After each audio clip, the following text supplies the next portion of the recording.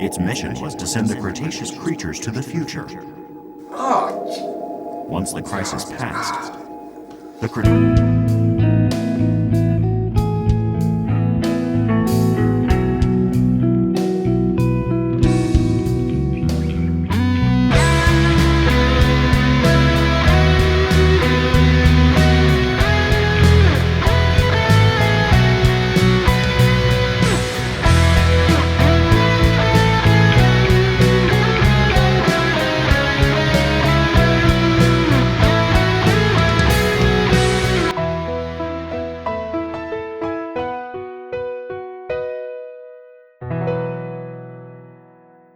Dino Stalker. This one's pretty interesting to say the least.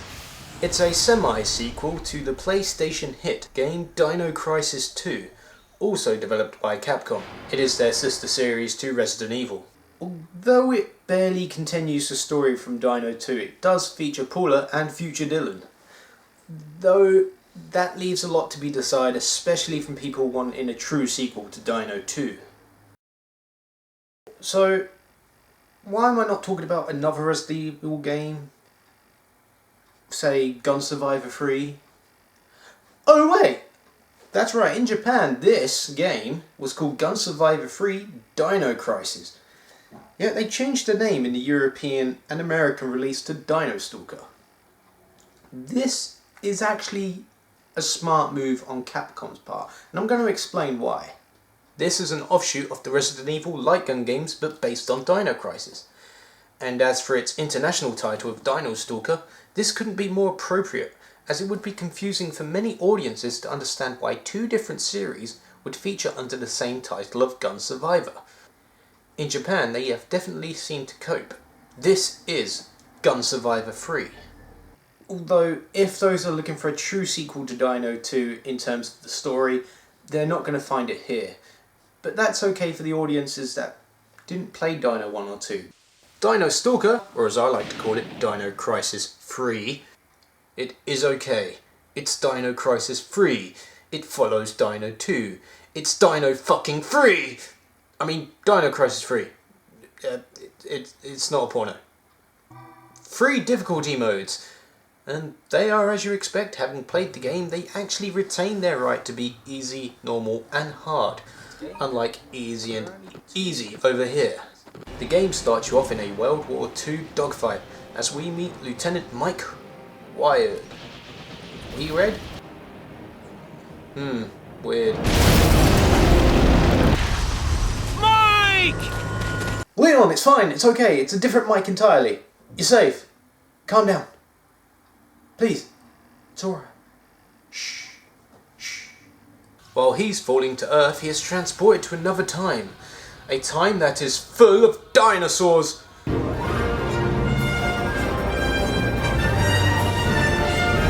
No.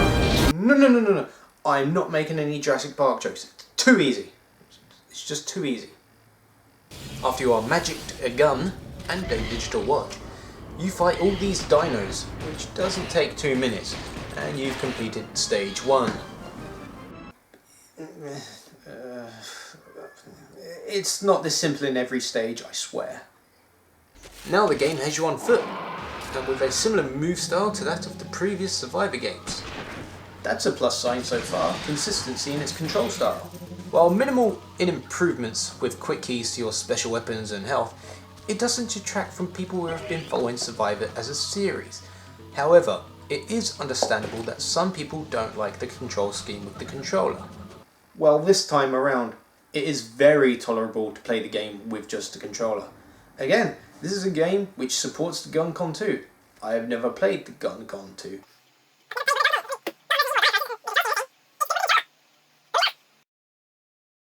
Let's look on the back for a second. Heart in your mouth, action! Rampaging enemy dinosaurs. Well, yeah, so far so true. Supports the G-Con 45, G-Con 2. Yes, an array of devastating weapons. Well, that is true, yes. Free roaming gameplay. Hold on. No. There's no free roaming game. Free roaming on a linear path, yes. But no, this is not GTA. This is a lie right there. This game only has one linear path, but there is room for exploration for collecting collectibles. Collecting collectibles. This is shown on the stage clear screen. Each stage has a target number of dinos to kill, along with time and use of health to determine your grade. This game does just boil down to shooting targets. There are 0 puzzle elements in this, if that's what you're looking for following Dino Crisis 1 and 2. However, it follows Gun Survivor 2's arcade very well, and that is what the developers at the time are clearly more interested in. I am not by any means bashing this game's story or anything. It's really well done, and no, this is the perfect kind of game to display this. How it works in this, good. Stick with that. Now the graphics as we continue through each level are very colourful and are beautifully designed. Raptors will leap out of bushes, Plesiosauruses, or whatever they're called, they will splash out of the water, and pterodactyls will swoop down from the sky. What are those pterodons? I don't know. You do get the sense of feeling immersed in the environment. Definitely a good thing. Well, it would be if I could see the damn thing.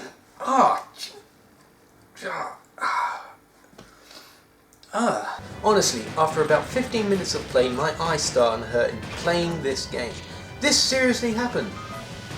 This isn't just a gag. You know, all the hacks, it's a dino game, we're in the forest and it's going to be hot in the shades because of sunlight. No. This game, from the TV, burned my eyes. I don't know how this happened, but I do have one explanation. Now I know you can just turn the brightness and contrast settings down on your TV or in the game menu, but you shouldn't have to. This was released in 2002. HD TVs weren't a thing back then, or at least they were incredibly niche. I've only played this game on my TV, which is HD, and I believe the reason my eyes started melting was actually because of this. On a standard def TV, which are slowly being replaced, this game will probably be perfect in both its 50 and 60 and PAL and NTSC settings, as well as its default brightness and contrast, but on a HD, I don't know, this could just be my TV, but it hurt after 15 minutes. I had to start wearing these. As you go through several chapters, it is explained to you why your watch is counting down. That time here isn't of any place, it's between time. Everything here is out of place. Referred to as the catastrophe, this links to the ARC project from Dino 2. Oh yeah, I forgot to introduce you. This is Trinity. It seems to be the one thing Paula actually says to you before running off. Trinity is capable of sending raptors and other dinos after you, though not really explained until the end how this happens, so I'll go into it in detail when we get to the cutscene. But here is your reason for the title. This dino is a stalker. Or you are a Dino Stalker. One or the other. Or both. Now the music in this game is fairly decent. There are moments when the silence works, and often it will then swap between tracks depending on the time or enemy quantity. It's nothing to write home about, but it's decent and keeps you involved at the time when it feels like it will drag. The sound design is also good. Well, hitting its peak in the final stages of the game at least. My favourite is this driving sequence on stage 5. It's incredibly fun, and possibly the most difficult stage. After again finding Paula, getting away on the raft, you follow and begin another level where you are on rails. Stages 1, 3 and 5 are on rails, but stages 2, 4, 6 and 7 are off rails. Now, the fact it follows a pattern till stage 6 and 7, that feels monotonous. And like I said, some of the stages, like stage 1, are barely 2 minutes long. So, yeah, this game is short, but it's perfectly short. Stage 3 is possibly the worst stage, as it feels monotonous in comparison to the others. This was also the stage that made me switch to take a break from playing. Not because it was hard, but after 20 minutes, hello!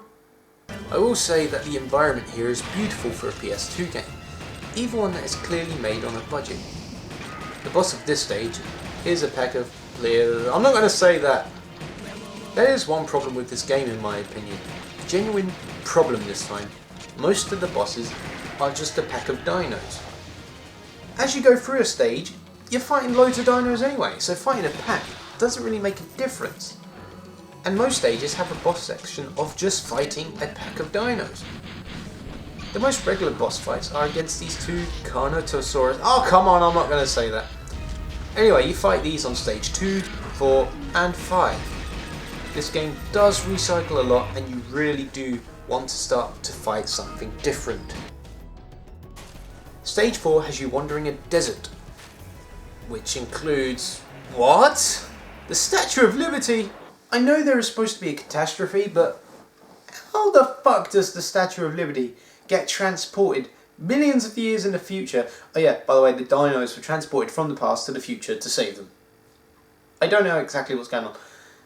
I'll get to that bit in a minute. But you've taken a man, an American man, out of a World War II dogfight. He's fighting for the freedom of the world. He's fighting for America.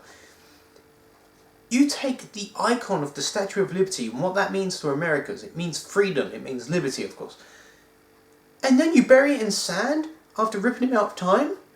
That's a major shock, especially as he's from the World War II era. Anyway, you have to deal with Oviraptors throughout the stage. Thieving bastards! Give me back my medkit! These are pure arseholes. Next. At the end of this rather empty stage, you meet Paula again, and even though she doesn't speak much, Yura starts explaining everything that's going on here. Watch the opening as it's also explained there. Necessary dialogue overhaul. Usually exposition should be explained to the character and player as one. We already know, so for the player this section is almost pointless. Except for the reminder that Dylan is also in this game. I miss playing as Dylan from Dino 2. You also receive info on how Trinity came to be. Genetic design to protect dinos from any threat. Stage 5 begins as you run from Trinity, and despite this stage being purely on rails, it is my favourite stage. It's dark and moody, a stark contrast from all the previous levels, and also includes a little nod to its brother series. Oh my god, Umbrella makes dinos! I never knew they could do that. After boss fights you're bored with and you have to deal with T-Rex! No, not that T-Rex. This T-Rex! After dealing with Rex, constantly shooting at it works. Paula discovers that you have no brakes and flips your vehicle. Stage 6 begins fighting Trinity and her horde. Trinity herself will freaking dropkick the shit out of you. How the fuck do you teach a raptor to dropkick? I want this raptor! Trinity is fast and will send more raptors and herself at you constantly. This level can be hard, but you shouldn't die if your reflexes are fast. After her demise, Dylan, via hologram, appears and explains everything in full. The mother computer inside the volcano needs to be repaired so it can send the island back to the Cretaceous period. With the Statue of Liberty?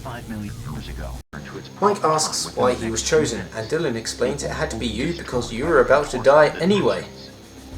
Bummer. He could have been a bit more tactful, yeah, but time necessarily isn't on their side. I mean, there's watches counting down. And obviously, Mike, he's bummed out by this. He really regrets having to do this. Either way, he has to die. And that's the unfortunate thing for him. Either option, he's dead. And reluctantly, he's questioning this at first, which is fine, but then the weirdest thing happens. He decides to help for Paula's sake. This game is trying to force feed a romance plot down my throat because these two, despite only having maybe 5 minutes together on screen, are in love.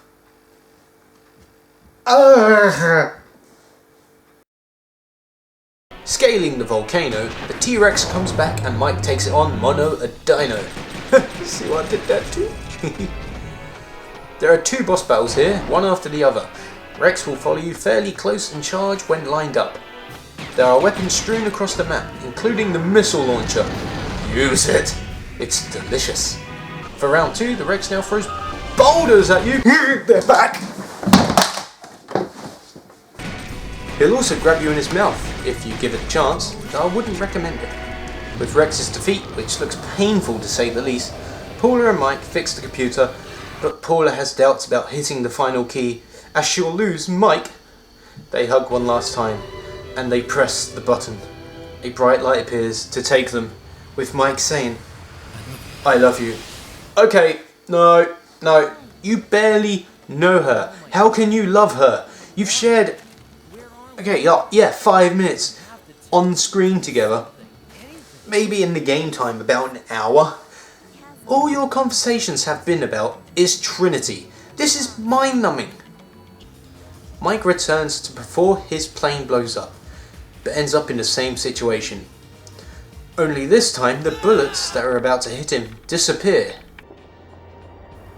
Mike thanks Paula knowing it was her, and he is later saved by his fellow soldiers as the sun sets. Well, that's Dino Stalker. While this game has a ridiculous love story and no real conclusion to Dino 2, still waiting on that one, Capcom, this game is a decently made arcade style game. You may only be a fan of Dino Crisis or these style arcade games to ever want to play this one, but it's a worthy title despite its very few faults. Its pros are its vibrancy, tied to Dino 2. Seriously, you need this if you love Dino 1 and 2. Design, sound, and ease of playability are all well worth the game purchase. The fact that this game hurt my eyes is not going to affect my rating here.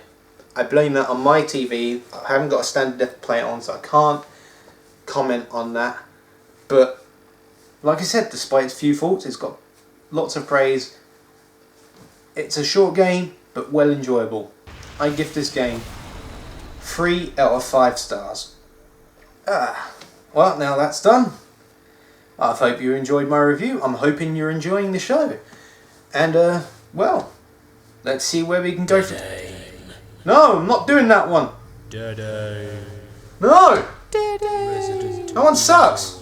I hate that game. No, it's horrible. No, you can't, mate. No. No. Gun Survivor 4. Gun Survivor 4.